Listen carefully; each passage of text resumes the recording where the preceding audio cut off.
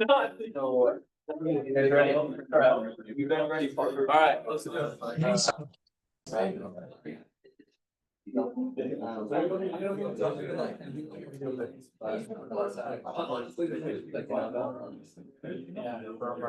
let's get started. Let's do it. Thank you guys for being here. Thank you, Darren, for the Chick-fil-A, setting that up. Shout out to Chick-fil-A. They keep being here to keep it on, dude. That's some high level customer service there. It's almost like Palisade customer. That's right. It's like our customer. Almost as good as us. That's the name. With the yellow army. Okay, cool. We're good on Zoom. Awesome. Cool. Well, yeah, welcome back. This is the second one of these that we have done, and we're gonna start doing these every Wednesday night, where we have someone come and speak to our sales force. Tanner is awesome. I think you guys will get a lot out of tonight. Because you all know that I love real estate investing. I think there's a lot of people just naturally in our organization that are intrigued by the idea of buying rentals at a young age, and Tanner has done that. What's cool about Tanner is he is on the agent side and on the investor side, so he kind of sees things from both lenses, which I think is really awesome. I had Tanner on my podcast like 3 weeks ago, and we were like 80% through the podcast, and the power went out, and we lost the whole like episode. No, yeah, it was pretty painful. So, so I was excited to invite Tanner to come do this, so that you all could end up hearing about his story and just nuggets that he has to share. And I think we ended up pulling out a couple like short form reels from that pod episode, but I don't know that we'll ever be able to like post it. So anyway, you'll get the sauce tonight. It'll be good. Last thing I just want to say on Tanner is he's really wise when it comes to seller finance. So that's like a type of real estate investing. It's a way to go structure a deal that's really neat and unique, and he has really found a lot of traction in that world. So he might open your laptop. I was worried. But okay, another thing that he's known for. So he is big on social media. Go follow him there. He'll be able to link some of his stuff tonight. But we appreciate you being here and adding value.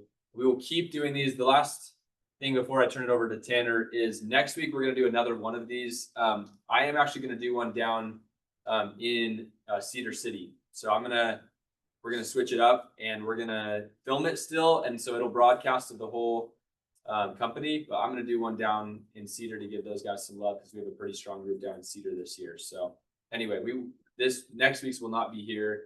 You'll watch it on Zoom, so you'll experience it from that lens. But let's give a big hand for Tanner.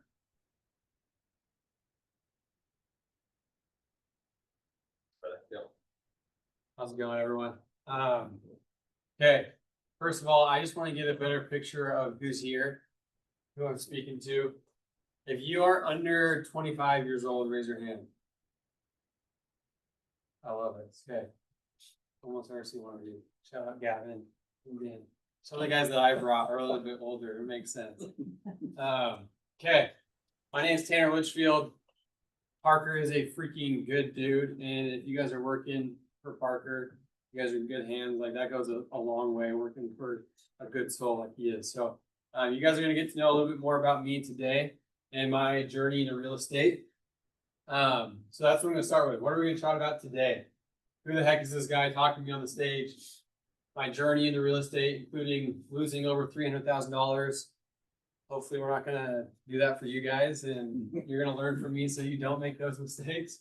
Why you should be buying rentals now.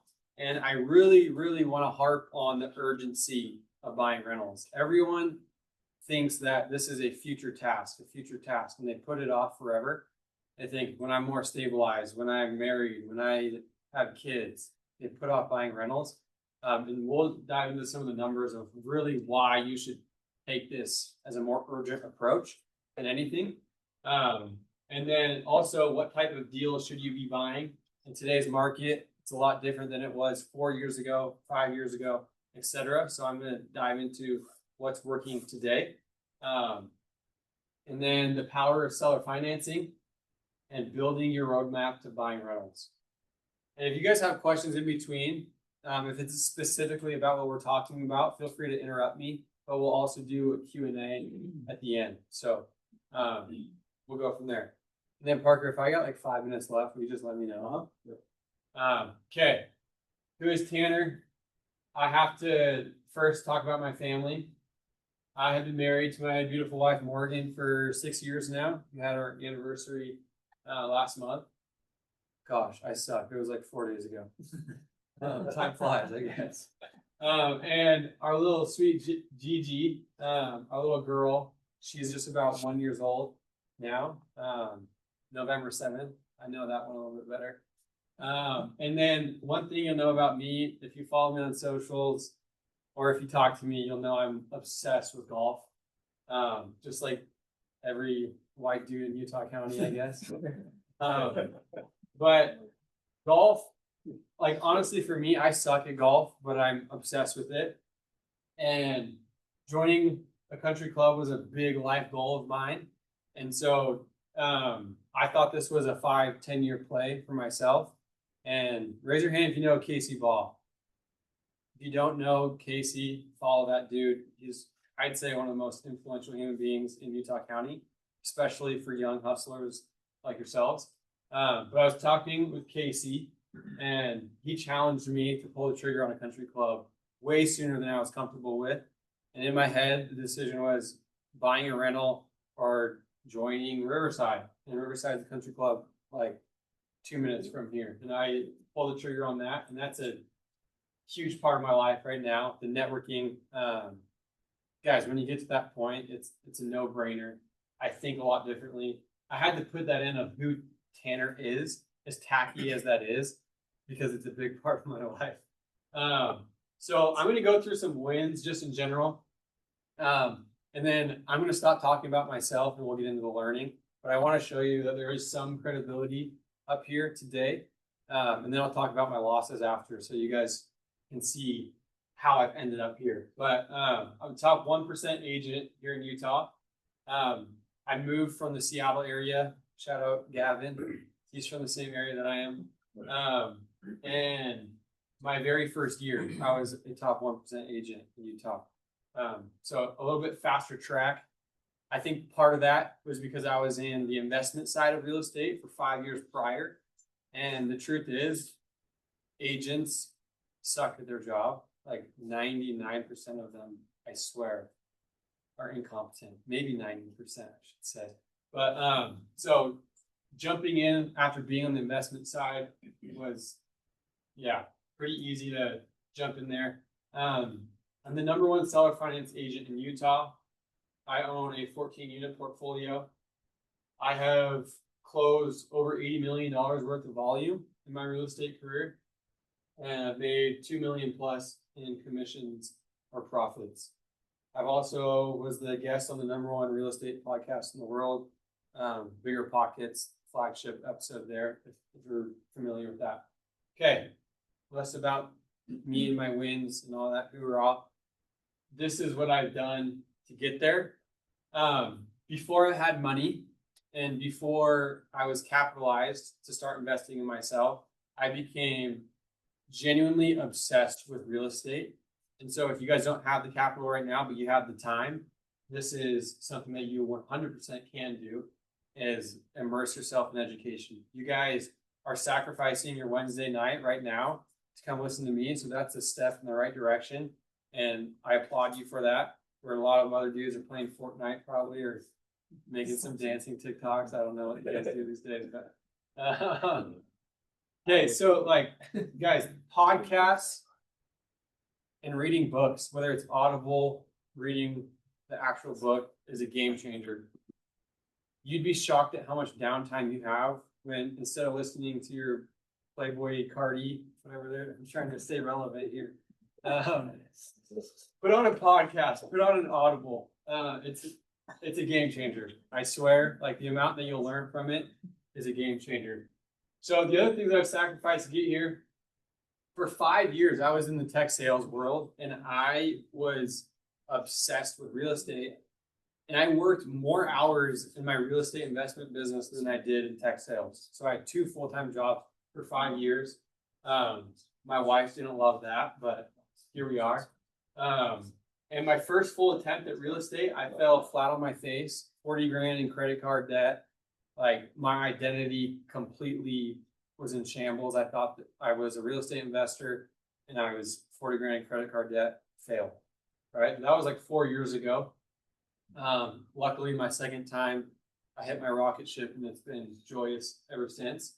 Not trying to be naive, but, yeah, so crazy time in my first attempt. I have lost over $300,000 worth of deals that I lost money on. So before you think this is sunshine and rainbows and you hear what social media is preaching to you, it's not all sunshine and rainbows. I'm gonna stop saying that, that's a tongue twister, but it is a grind. And how I see it, my perspective on real estate is that there have been decades, hundreds of years that have proven that real estate as an industry makes more millionaires than any other industry, right? So that's what I have in my head. And I understand that even though I'm going to fall flat on my face a ton, I'm going to learn and continue to grow in this industry that's going to make me more and more money. So that's been my mentality there. And it's worked out, luckily. And as I've grown, I have now spent over $100,000 into my own personal education. And that's something that I think that you guys should take serious today, even if you think you don't have a lot of money. I think that you should view this as a percentage of what you make. At the beginning, it was $2,000 a year that I was investing in my own personal education, and now it's 30, 40 grand a year, right? So whatever it is, like, make that a priority to invest in your own education. I know Parker's a big fan of that too. He's on a lot of masterminds as well. So let's dive into it. Just zooming out my real estate career in general. At the very beginning, like I said, I was on the investment side. More specifically, I didn't have capital, so I was finding deals that made sense for other investors. This is what we call wholesaling. I am finding the deal that makes sense. I'm getting it under contract. And that piece of paper, that contract says, I'm going to buy this house for $200,000. In that contract, I have the right to assign that piece of paper. And so if I assign that piece of paper for $225,000, I make 25 grand on that. And that's my fee, right? The wholesale fee, the assignment fee. So that's what I did for 5 years until eventually I was making more money doing that than my full-time gig. So I was like, I'm going to throw everything that I can at this. And my marketing spend was way too big. And that's where I over leveraged and I failed, right? My first attempt. So number 2 is once I had enough capital, I bought my first rental property. And then number 3, so this is probably 2019, 2020, when I bought my first rental property. In 2022, rates literally doubled. They went from 3% to 6%, then 7%. I think averages were like hovering around 8% for a little bit there too. So my whole business was buying long-term rentals, things that made sense, that cash flow long-term, that I could set aside and just set it and forget it. I'm not an Airbnb guy. I'm not a rent by room guy. I'm the boring, set it aside and rent it long-term. So that was my whole play. And now that interest rates doubled, I'm like, I can't do that anymore. I'm going to lose $1,000 a month. Like that's best case scenario. So I can't do that. And that's when I discovered seller financing, which we'll dive into a lot more of what that is, why I do it, and why it's very applicable to where you guys are in your scenarios now. Now I'm at 14 units and growing. 14 units, that's not like a big number, but what I will say is my equity position is what I should say. I need to oversimplify things because I know you guys aren't in the industry. When I say equity, that means how much, how can I dumb this down even more? Net worth. how much net worth is attached to it, right? So maybe my loan on the property is $400,000 and it's worth $500,000. My equity of that is $100,000, right? And so that's the joy of real estate when you're young, is that equity portion, that net worth portion grows like crazy. And we'll dive into that more as well. Okay, power of real estate investing. Before we dive into this, does anyone have any questions real quick about what I've chatted about so far? I know it's been pretty high level at this point. Okay, interrupt me if any questions come up. Okay, the 4 wealth builders of real estate. There are tons of benefits to real estate, but I'm going to focus on my 4 favorite ones and the 4 biggest ones. Number 1, cash flow. This is probably what you guys hear the most in the industry, real estate. And honestly, I think it's overhyped, cash flow. And you'll see what I mean. What cash flow means is how much income I'm generating from a single property minus all the expenses. There are a lot of people out there, and if you remember one thing about today, remember this: cash flow does not mean your rent minus whatever your mortgage is. You're going to lose money on your rentals if that's how you calculate it. You need to add up your insurance, your property tax, your estimated fixes that you're going to have every month, and then saving for your big fixes like roof, water heater, furnace. You want to save little bits every month for that as well. That's what we call CapEx, capital expenditures. So don't let this overwhelm you. When you get there, it'll be a lot easier, especially with ChatGPT. What expenses do I need to look at when I'm buying rental property? Just make sure you're like property management, vacancy, go through all of them. Anyways, so all income from their property minus all expenses is your cash flow. Appreciation. This is the part that I think is underutilized and not talked about enough in comparison to cash flow. Appreciation is where the majority of wealth is created in real estate. Cash flow is nice, and with time, it's going to get better and better. And it's one of my favorite parts about cash flow. But too many people see cash flow and they see short-term plans. They say, I want cash flow today, so I'm going to buy some funky house because the numbers make a lot more sense. I'm going to do whatever I can. I'm going to short-term rental, 1 bedroom, long-term rental. There are too many people that get so sucked into cash flow that they forget my favorite part about real estate, which is appreciation. Appreciation is what happens is when your properties increase value over time. Now raise your hand if you're from Utah. Okay, so most of us. Gavin and I are from the Seattle area, which is also a super high appreciation market. That means the value grows at an insane rate. Utah is the same. That means that we're looking at way less cash flow, but a lot more appreciation. If you want cash flow, go to Ohio, go to Arkansas, go to Oklahoma, and I guarantee in 5 years, you're going to wish that you were in Utah. My reason for saying that, guys, I have talked to so many freaking people in this industry. The amount of people that invest out of state for cash flow, if one thing happens to their property and they're less involved and they feel like they're being nickel and dimed by their property manager, their contractor, whatever it might be, there are so many more headaches with out-of-state investing, especially at the beginning of your career.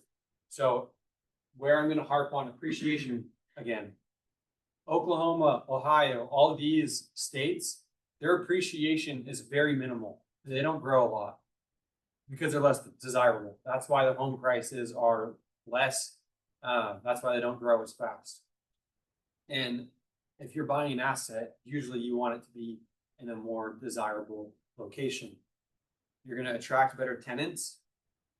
your property is gonna increase in value way faster, and it's gonna be a cleaner process through and through. So I am a huge fan of investing in your backyard at the beginning of your career, and it just so happens that you guys are in the best economy in the entire country and one of the best real estate markets in the entire country. I don't just say that. I only buy in Utah right now. And so like I say that biased because I'm an agent that sells in Utah, but I also back up my words. Yeah, can I share one thing? Yeah. Just like math backing that up. So, cause I like so 100,000% agree with everything you just said. Comparing, so like a lot of people will say, I'm gonna go buy a property in the Midwest because it pays me an extra $300 in cash flow, right?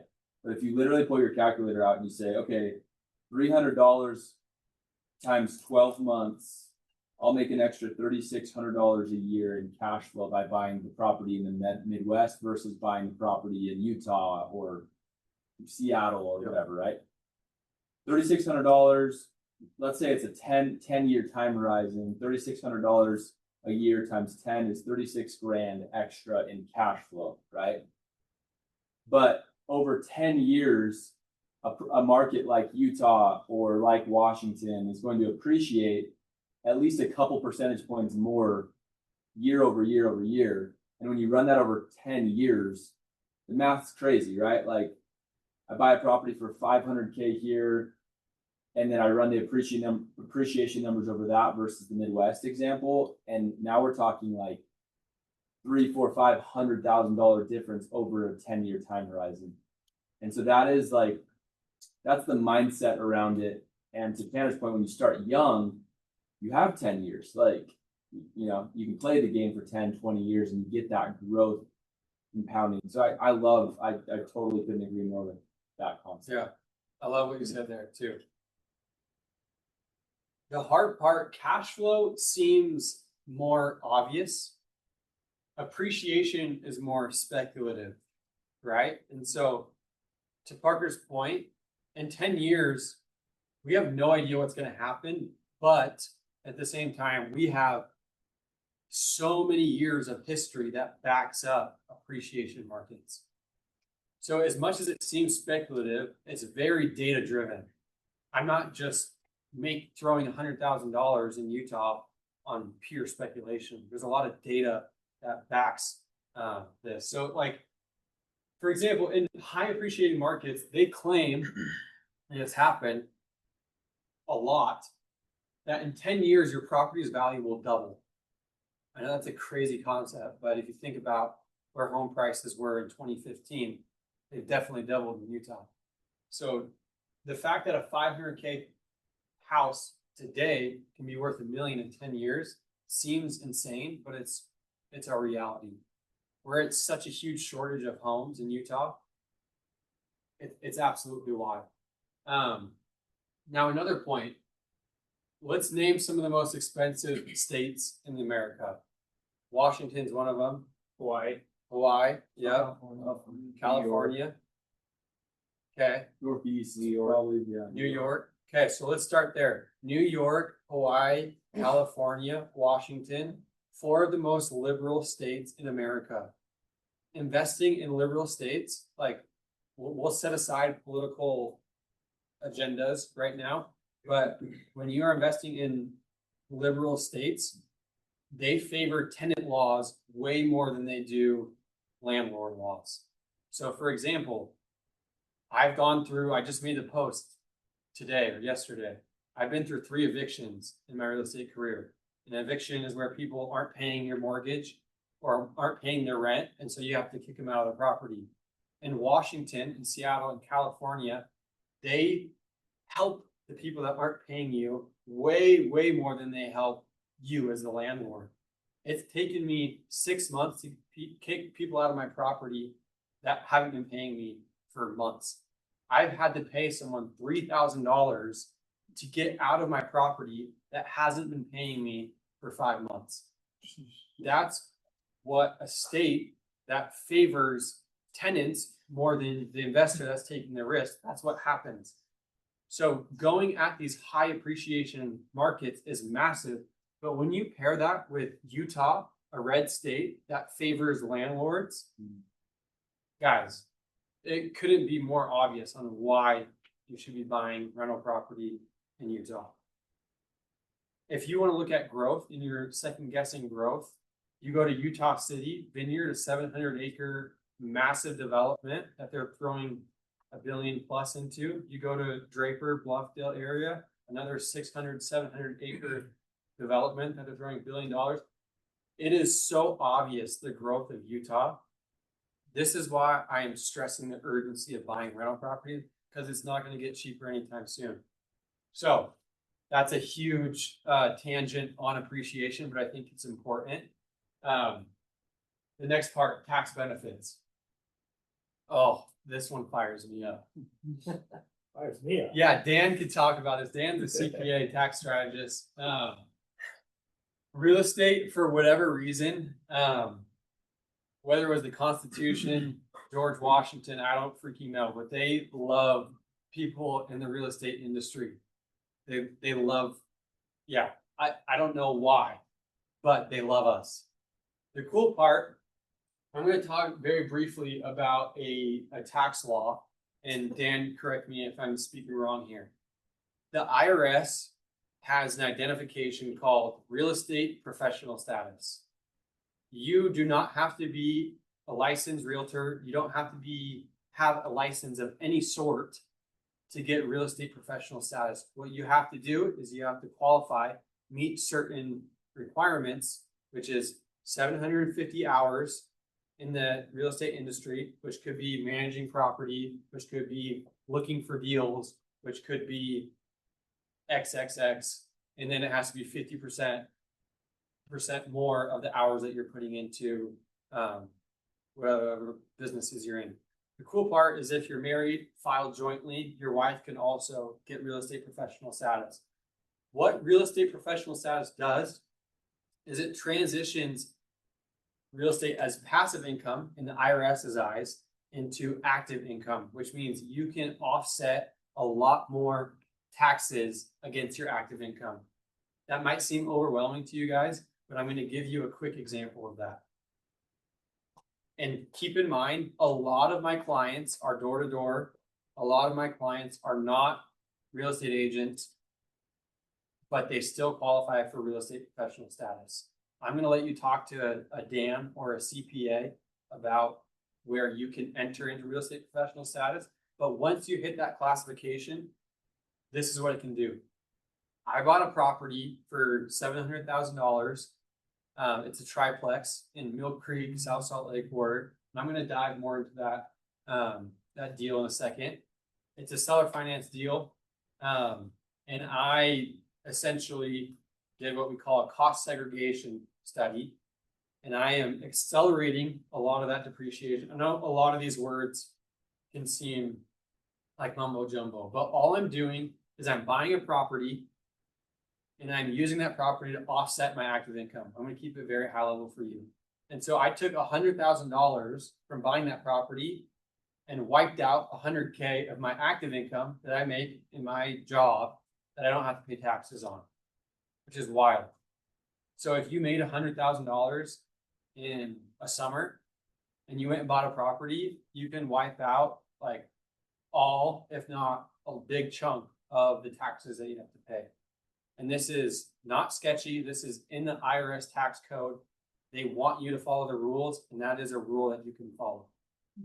Dan, is there anything you want to add on that? The cool thing, it's a paper loss. Even though your property and your assets going up in value, the IRS lets you say that your property is going down in value, and you can speed that up. And it's literally just math and numbers on a piece of paper. Your property is going up, but you're saying that you're losing a bunch of money on depreciation on that home, and that paper loss is going to offset your active income. And that's why it's so beautiful. And you don't have to pretend like you're losing money on a cost seg. You are hiring a company that performs a study on your property. One other thought I like to share with these guys is like, you know how, so a lot of them get paid in 2 days that sold last year. When you go to your accountant this year, you'll be able to write things off This is like a write-off on steroids. It's like way more powerful than even a write-off. So like write-offs are awesome and they kind of like move the needle a little bit and you pay less in taxes because you go write things off that are tied to your business. Depreciation, what he's talking about, is like that times a zillion. I have that same status, and you guys know how much I work. Like I was able to achieve that real estate professional status, and it's changed my life. Like pay very little in taxes because of that status as a real estate investor. But yeah, like it's like that on steroids. Yeah. It's amazing. I'll just Dan, toss real some quick, numbers yeah. real quick. So on a $500,000 property, if you buy it as a primary and you house hack, and I don't know if you're gonna get into house hacking, but you can buy a $500,000 property for $15,000 down payment, okay? Now that $500,000 property, you're gonna take a paper loss on it of about $150,000 on it. So you only have to put 15K of your own money into it, but you're getting a 10x return as paper losses on your taxes, and that's why it's on steroids. Just for write-offs that you get, you actually have to spend $1 to get a dollar write-off. And then you're saving 30 cents on that dollar for the Yeah. tax bracket. But whereas with this, you're spending $1 and you're getting $10 back just on saving from your taxes. And you guys talk with Dan after about that too. If you have more questions about that, we could talk forever on that. You have a quick question? No. Okay, sorry. And one last note, it's very popular in the door-to-door scene to buy expensive trucks as a write-off, right? You are not getting a free truck, let's call it that. You are buying a truck that is discounted. You're not really actually saving a lot of money. In fact, you're spending more than you're saving, right? Whereas a cost seg, buying real estate actually can save you a lot of money, and it's giving you an active income producing asset, an asset that will grow, versus a Raptor, which I'm not saying I don't buy those things either, but a Raptor depreciates in value. Parker can afford it. It's good. Okay, so tax benefits, we go into that. Now leverage. Let's say I have $100,000. If I put that in the stock market, my $100,000 is working for $100,000, right? If I get an 8% return on that, that is amazing, but it's working only on $100,000. If I buy a property, we'll forget the word that, but if I buy a $500,000 property and put 100K down or 50K down, and that asset moves at a 5% appreciation, which is only one part about real estate, it's going to work a lot harder than 100K at 8%. Does that make sense? Because you're borrowing money, which is good debt, not bad debt. Whatever Dave Ramsey or your parents say, it's good debt. So that's the point of leverage. Okay, we'll go through this real quick. Investing while you're young. Raise your hand if you know Warren Buffett. If you don't, please go research Warren Buffett, guys. He's the best investor the world's ever seen by far. Like it's insane what this guy's done. Warren Buffett says the eighth wonder of the world is compound interest. Compound interest, go look it up on ChatGPT. I love that I can just do that. I don't want to explain it in depth, but it's when your money, and now I'm explaining it. If you get 10%, let's say $100,000, you get 10%, now you're at $110,000. The next year, you're not getting 10% on $100,000, you're getting 10% on 110,000. And as that grows and grows, it's massive what it can do. And here's a prime example. If you start buying a rental a year for 10 years at age 25, the retirement value in equity, again, the net worth, what you have in that property is 3.2 million. These are estimates, and 10,000 a month in cash flow. If you say, hey, I'm going to wait till I'm a little bit more stable, I'm going to wait till I find my hot wife, I'm going to wait till blah, blah, blah, and you wait till you're 35, Utah, it's different to be married at 35 than Seattle, but anyways. Buying one rental a year for 10 years, starting age 35, the retirement value is 1.1 million and only 3,500 a month in cash flow. Keep in mind, you're buying the same amount of rentals. The same amount of rentals. You're not buying any additional. But with this example, you have 2 million more in equity and 6,500 a month more in rental income because rents go up and you're paying off principal too. It's absolutely wild, guys. Like investing while you're young can absolutely change your future. I've been at it for 7-8 years, and just seeing what it's done in 7-8 years is insane. The basement deals that I bought 7 or 8 years ago are like great deals right now, just because time. That's really all it is time. Gavin? I'll preach on this. In 2020, and I told Tanner about this, I looked at a property in Salt Lake that was $320,000. And like all my family, all my parents, like, don't buy it. It's a bad investment. That same property today is worth $600,000. So that's a $280,000 loss. Yeah, 280 because I didn't pull the trigger on it. And I waited. And now I'm working with Tanner and doing, it's like, oh, if I had bought 5 of those in the last 5 years, it's a couple $100,000 in equity. So Yeah, what he's preaching is very true. that's a good example. A tough one, but yeah. Okay, does anyone have questions on this part? That's like, if that doesn't scream invest sooner than later, I don't know what does. And I understand you guys are gonna have to absolutely grind to be able to buy rental properties, but that's what I'm trying to get you to do, is to kick into that next year to be able to buy rental properties sooner. Okay, so ways to buy in today's market to get ahead. Again, 5 years ago, this was way different. You could buy a rental property, pretty much anything on the MLS, and with 3% interest rates, you'd be cash flowing and sitting pretty. Can't do that anymore. You gotta get creative, right? So, house hack. This is one of the most popular strategies in today's market. Like we were talking about, Gavin and I just helped him buy a property. He is renting out the rooms. And how much is it going to be your out of pocket? $600. $600. Yeah. That's insane. For how much is the asset? The How much did you current buy value for? of it, 560. $560,000. He's paying $600 a month for his living expenses. And if that grows at even a 3% appreciation, then you guys imagine what type of return he's going to have. It's insane. So house hack, you can do this multiple ways. You can do it renting out rooms. You can do it with an ADU where you rent out the basement and live in the top unit. That's a super popular one that I help a lot of clients with. You could even buy a 4-plex. Now this is like house hacking on steroids. Buying a 4-plex, renting out 3 of the units, and living in one. Yeah, tons of great strategies. The cool part about when you buy a 4-plex is, yeah, your payment's going to be more, and it's not going to be $600 out of pocket. It's going to be a lot more than that. But if you are growing at we'll call it 3%, super conservative appreciation rate in Utah. The last 10 years it's been 8%. No, it's been more. I think it was like 12 the last 8 years, but the last 20 years it's been 8% average. Even if you're at a 3% on a 4-plex, that's average purchase price around $1 million, maybe 900. That's 30 grand a year that you're adding in equity a year. So, insane what you can do in house hacking. New construction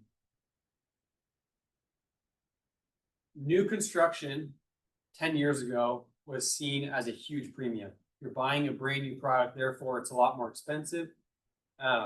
It is way different in today's market. New construction is very comparable to existing homes in terms of value, but the builders also offer insane amounts of incentives. For example, I closed one that was 5.5% interest rates when interest rates were like 7%, and the builder offered them 9% in concessions. Concessions are like, think flex funds. You can use them to lower your purchase price. You can use it for your closing costs. You can use it for a lot of different ways. Why is new construction way more affordable today? Well, guess what? In 2020, 2021, when interest rates were 3%, they weren't just 3% for people buying a home. builders that are building these massive communities could also borrow money at around 3%. So what did they do? They went and bought hundreds and hundreds of acres across Utah, and they've been developing it for the past while, and now they have a lot more supply, and they need to get rid of it. They have to get rid of it. Why? Because they have to pay their contractors, they have to pay their investors, they have a lot more overhead. Whereas your grandma that's selling their house, she doesn't really care. She's doing fine. Her house is owned free and clear. She bought it for $6,000 in 1921. So builders have a lot more motivation to get rid of their product. And there's some good deals there. Now seller financing. This is what I spend a lot of my time right now in seller financing. And I'm going to dive into what seller financing is, but it's when you purchase a property directly with the owner and you're not involving the bank. It's like, I'm so passionate about that side. You'll see when I explain it more, but it's a freaking cool strategy. Why seller financing? Let's dive into it. Before we dive into why seller financing, let's talk about what it is. Like I said, you're going directly to someone that owns their house free and clear. Third point. Free and clear means they owe nothing on the property.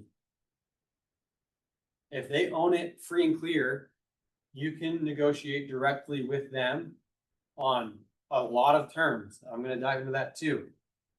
You're negotiating with them instead of having to go through a bank. When you're negotiating with it, when there's a bank involved, and let's say you guys just want to go buy a property, literally the only term that's meaningful that you're negotiating is what? What's like the biggest thing that you negotiate when you're buying a house? Someone say it. Price or concessions. Price. Yeah. And concessions comes down to price again, right? So all you're negotiating is your purchase price when there's a bank involved. Now, I want to also talk about one thing real quick. Raise your hand if you've heard of Pace Morby. Pace Morby is a guy that does a lot of what we call subject to real estate. A lot of people get confused with subject to and true seller financing. Subject to is a type of, I'd say, creative financing that you're overtaking someone's loan behind the bank's back. So it's not illegal, but it is against the bank's contract. Now, the risk with that is that if the bank catches wind of it, they can say, hey, you sold this property without me knowing. Joke's on you. I want all my money now. And they have the right to do that, to accelerate whatever is left on that note, on that loan, and within 30 days. That happened to me. I lost 180 grand. That's why I am way more happy doing true seller financing when there's no bank involved, because I don't like banks. So when you see people advertising seller financing, a lot of them intertwine sub to that it's seller financing. So if you hear, oh, here's a really good deal, that's seller financing, your first question should be, is this property free and clear? Do they owe anything on it? Or is there a bank behind the scenes somewhere that could come up in the future? And if there is a bank involved, I still do those deals. It's just a much different approach because the risks are different. So my approach is different, right? So that's my quick lesson there. True seller financing is much different than subject to. Subject to is when there's a loan involved. Yeah. Really quick, what's your strategy to figuring out if properties are owned free and clear? Like a lot of times I'll go on to like the county records, county records, and I can look at like when they purchased it, but you can also tell like a lot of times on the county records they'll have the bank signature. Exactly. Is that kind of how you do it, or is there a different way that you go about it? You can do that. It's not always perfectly accurate. I go off the word of whoever. If it's a listing agent, then I go off of their word and don't end there, or else you're screwing yourself. Go off of their word, and then in my due diligence period, my title company, which is massive in these deals, having a title company that you trust, your title company can verify of what liens are held against that property. Not just a bank, But if they didn't pay their property tax, if a contractor did work and they didn't pay them, all those liens will show up in a title report. Does that make sense? Yeah, So after you get the deal under contract, you then do your title report, and that's when you'll verify. is that listed in like a Rep C, like if you're, like, it's subject to this being owned free and clear, if not, then does it go through with it? Or- Yeah, you can do it that way, or you can just make it part of your finance and appraisal deadline. But also in the Repsy, that's a good note. People say that seller financing is the same, whether there's a loan or whether there isn't. But Utah, Repsy is the real estate purchase agreement, or everywhere is different, real estate purchase contract, whatever. Washington is they call it different, so it's confusing, but the Repsy is the document that you use to purchase a house in Utah. And in that document, there's an addendum from the state of Utah that has two different versions of this. There's an all-inclusive deed of trust, which is when there's an underlying mortgage, another word for sub-2 or hybrid. And then there's a note and deed of trust, and that's free and clear. So when you fill out your seller finance addendum and you put note and deed of trust, and that's not the case because there's an underlying, then you can also, that can be part of your due diligence. Does that make sense? Yeah. Good question. Okay. Next part. This is why I'm obsessed with seller financing. I go back to that one layer of negotiation in traditional real estate. And with seller financing, there's 5 main terms. There's even more, but there's 5 main terms that you can negotiate. Number 1, purchase price. Just like traditional. Don't need to explain that one. Down payment. When you buy a rental property, almost every time that you buy a rental property with conventional financing with a bank, you're going to be a bare minimum 20% down, usually 25% down. So down payment is completely negotiable in seller financing.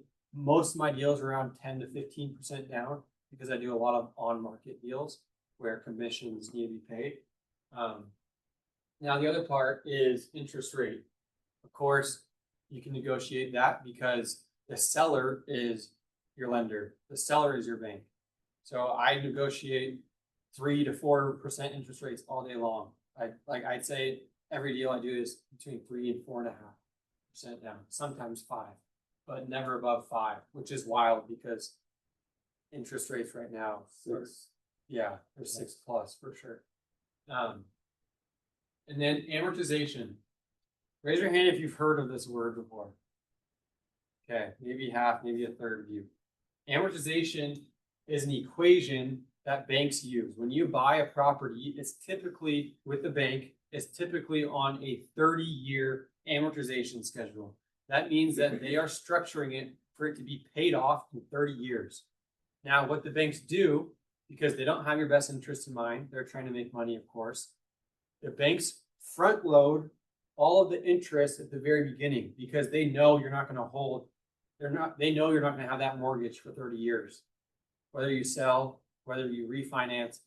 So because they know you're not going to have that for 30 years, they put all the interest at the beginning. You're not putting a lot of principal down.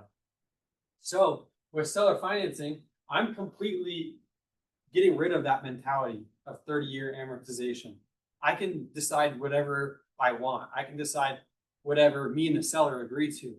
I've done deals where from the first month payment, 50% of my monthly payment goes towards principal and 50% goes towards interest. Whereas the bank, it's like skewed 80-90% in the beginning towards interest, right? I also do deals where I do interest only. You might think, well, why would you do that? The reason I like interest only loans is because instead of someone telling me where that principal is going, that part of the payment that's going towards principal, I get to decide where that's going. I can put that towards principal if I want. Principal is how much you owe on the property, by the way. I can decide I'll put that there because my payment's lower and I have room to do that. Or I can say, hey, I'm going to throw this in a mutual fund or the stock market and get 8% a year. And then after a year, I'm going to put that chunk of money back into this property to buy down my principal. There's so many ways you can get flexible or creative on that. And what I do, which I learned from a deal that I didn't do this, is you can, what is called a recast of the loan, which pretty much says, oh, since you put $50,000 down, you owe me less money, and so your payment's gonna be lower. So anyways, not to get into the weeds on that. But amortization, like in seller financing, you can structure it however you want, which is phenomenal. I've done deals that are all principal payments. So anyways, the balloon payment. The balloon payment is when that note or the IOU or what you owe to the seller is due. Typically, it's between 5 and 10 years that you have to pay back the seller. And that's probably the biggest caveat with seller financing deals, is making sure you are prepared on your exit strategy for your balloon payment. The longer the balloon, the more you can get flexible there, right? It's not as scary as it seems because most people refinance within 5 years anyway. So whether it's a refinance, whether you sell the property, or whether you pay them out cash, which no one does, you have to get them paid out somehow. And usually my lens is through a refinance. And so what that means is you're just getting a new loan from the bank, and the bank's paying the seller off. Now, after 5 years, that property is going to be worth a lot more, and rents have gone up in the 5 years. So it's way easier to refinance. Okay, why seller financing is popular for people like you guys. Number one, like I said, there's no banks involved. And so if it's hard for you to be bankable because you're writing off all your taxes, you don't have to worry about that with seller financing. You don't have to prove income. Sometimes you have to prove some things like credit report, but usually it's like pretty wild west. You don't need to send a lot of documents to the banks. Number two, a lower down payment.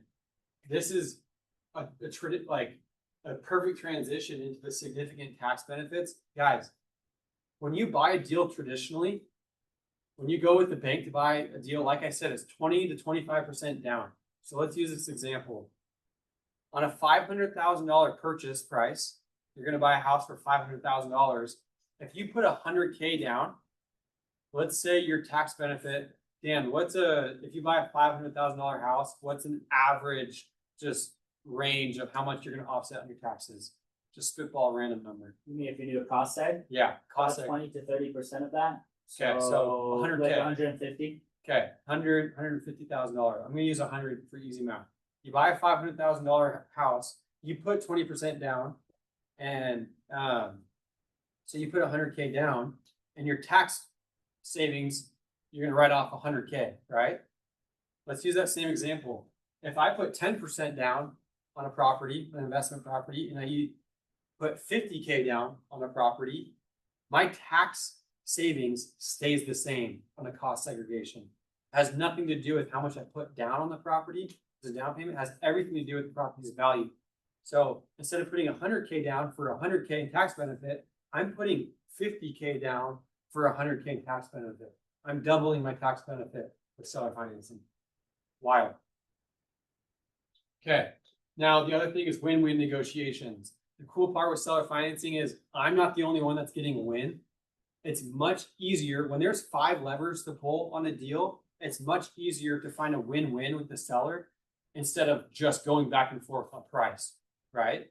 And the main reasons that sellers will do seller financing deals is one, they usually get their purchase price closer to any other offer because purchase price is probably one of the least important factors that I care about when it comes to interest rate balloon. I want it to be close to market value, but I care a lot more about my interest rate, balloon, etc.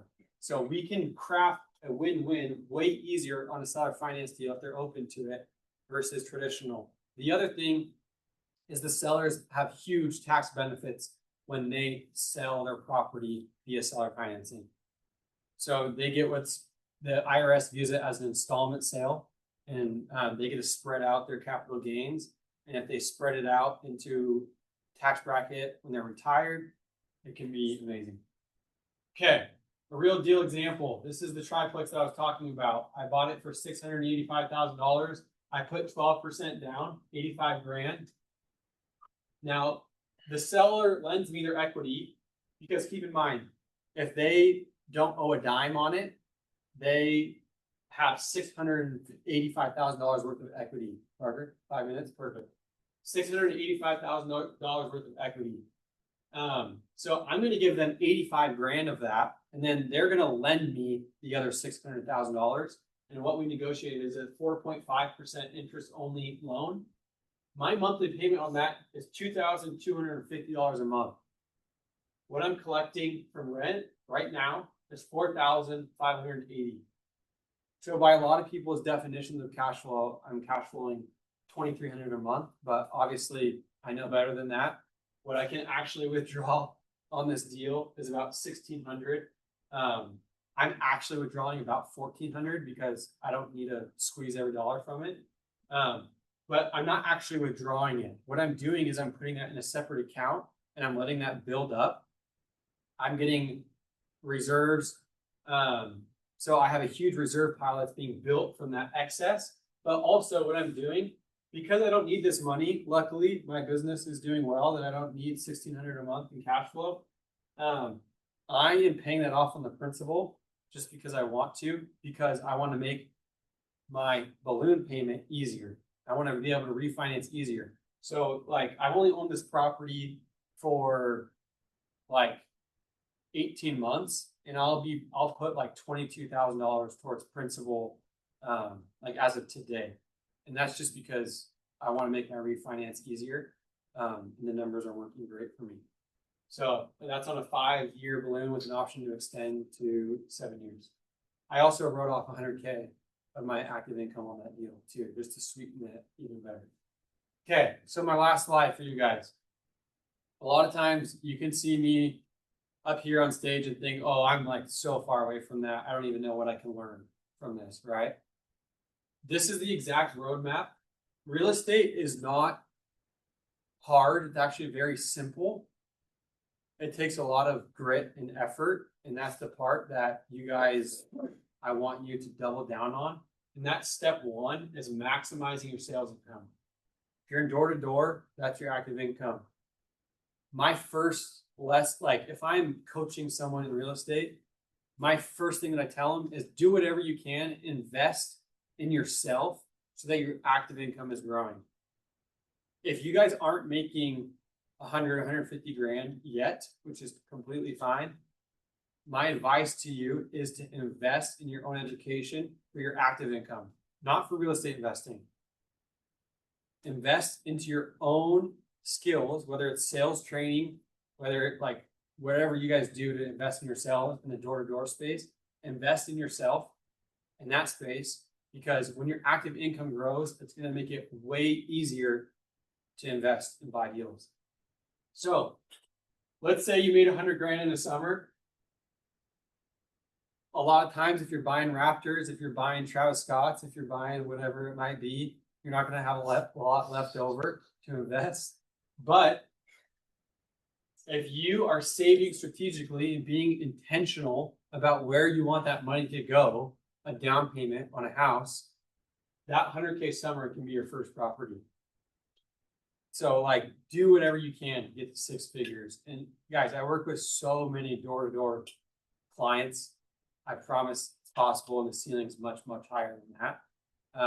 So that I would like harp on you, do whatever you can to 1, build your active income, and then 2, save, 3, build your network, stay connected with people like me. I'd say I'm like one of the bigger deal finders in Utah when it comes to seller finance deals. And so like communicating with people like me, contractors, property managers, like starting to build your network, I'd say is step 3. And then 4 is buying your first deal. Super simple. It takes intention, it takes grit, but I know every one of you can do it. And then here's for the 3rd time to cap off. Your commissions can disappear into shoes, trips, and cars that depreciate, or they can buy assets that appreciate and pay you forever. Which future are you building? Amen. Boom. Okay. Let's give Tanner a hand. How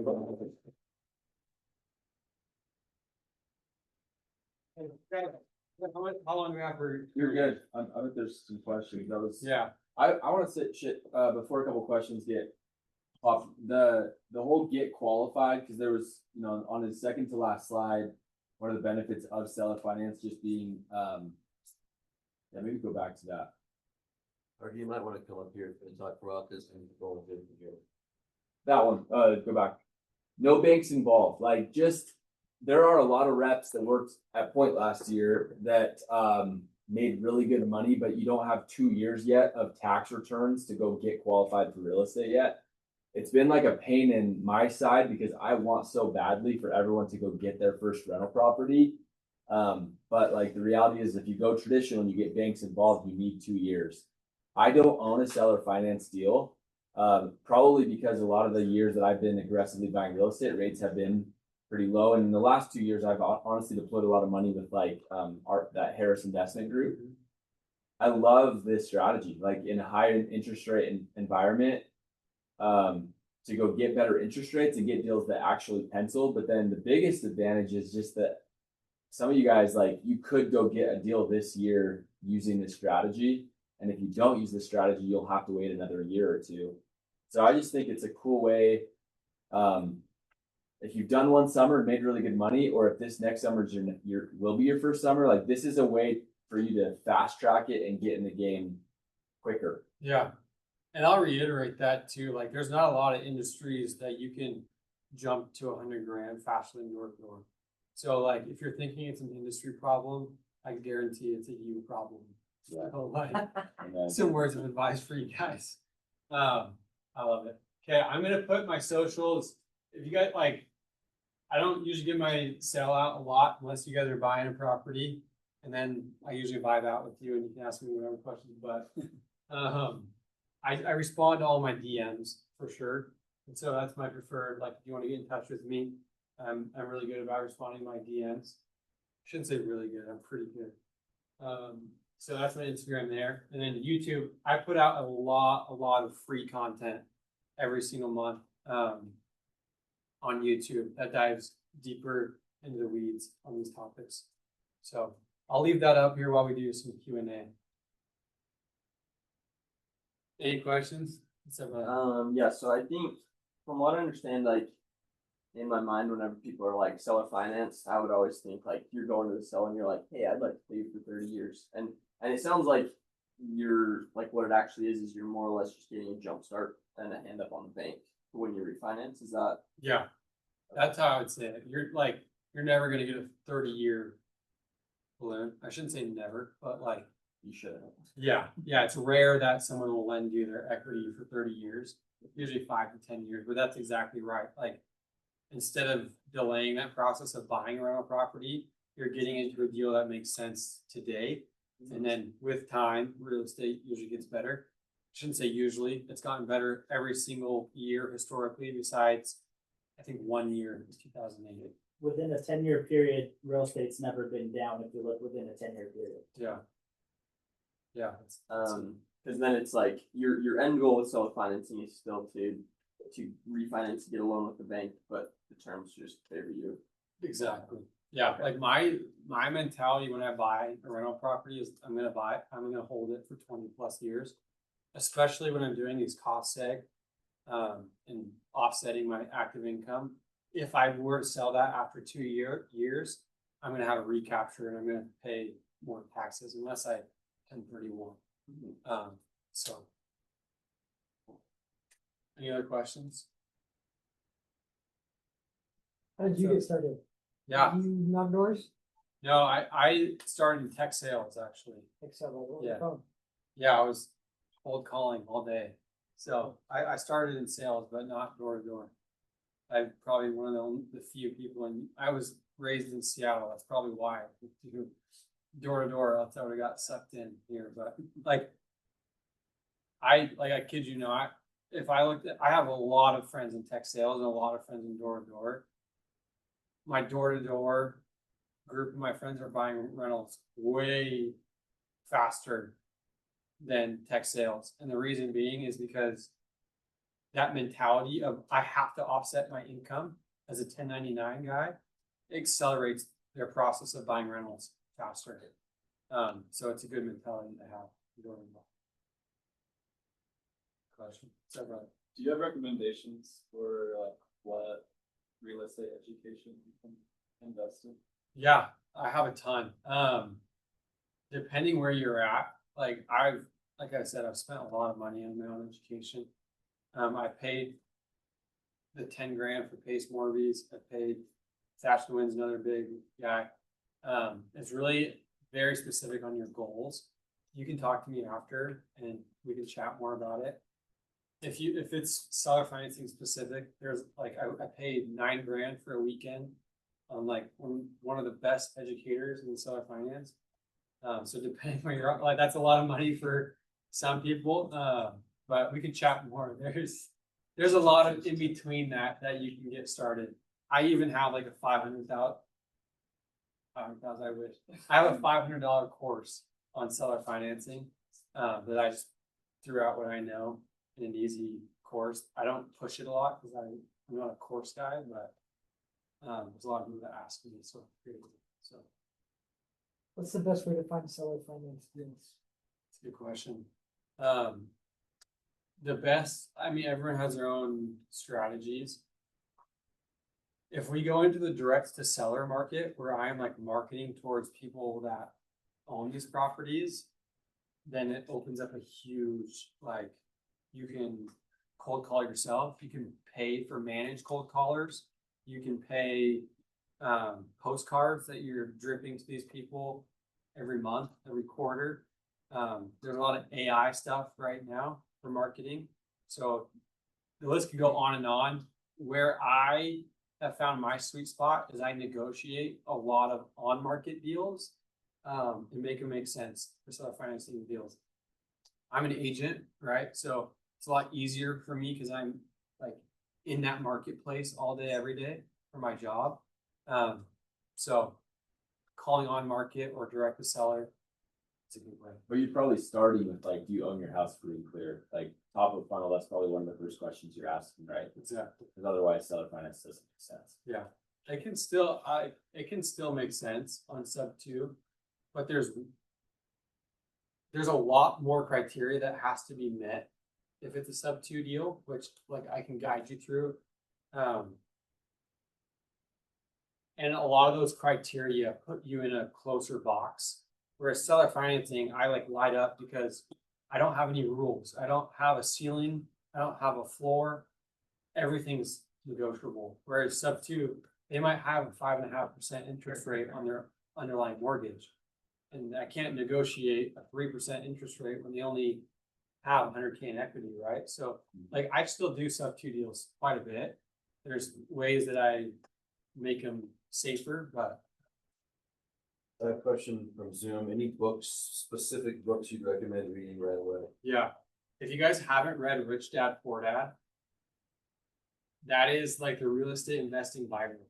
Like I kid you not, it is like the simplest book, but it's a game changer. Like I try and read that once a year, just as a reminder for how simple the game can be. So if you haven't read Rich Dad Poor Dad, and even if you have, like literally, I would read it once a year, just as that reminder. Another good book, and especially for you guys in the door-to-door space, maybe less real estate specific, is Atomic Habits by James Clear.